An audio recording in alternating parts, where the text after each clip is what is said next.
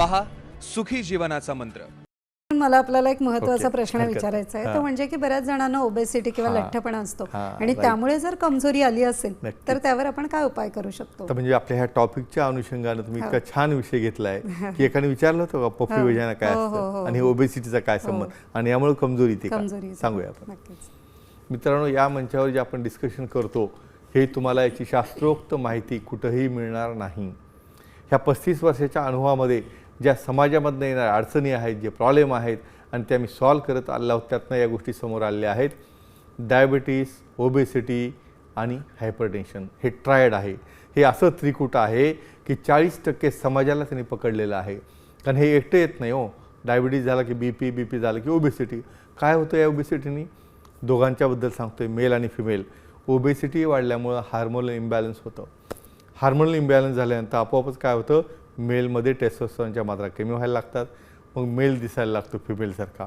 Fat जास्त झालं, त्या ठिकाणी फॅट झाल्यामुळं त्या ठिकाणी लिंग हे मध्ये ओढलं जातं, लिंगाचा आकार कमी झाला, ब्लड सप्लाय जो जाणार आहे लिंगाकडे तो कमी झाला, मग सोबत डायबिटीस आला की त्यात वॅस्क्युलर चेंजेस झाले।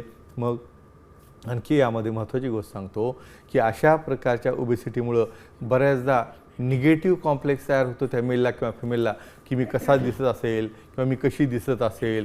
मग ते बऱ्याचदा लाईट बंद करून टाकतात रात्रीच्या वेळेला। तुम्ही की समजा समागम करताना आता लाईट जर बंद केली तुम्हाला काय दिसणार आहे, कशाची उत्तेजना येणार आहे? म्हणून एका वाक्यात सांगेन, तुमचं डाएट कंट्रोल आणि अतिशय महत्त्वाचं सांगतो मी तुम्हाला, तुम्ही जे पाणी पिता हे ॲसिडिक वॉटर आहे आणि अल्कलाइज वॉटर।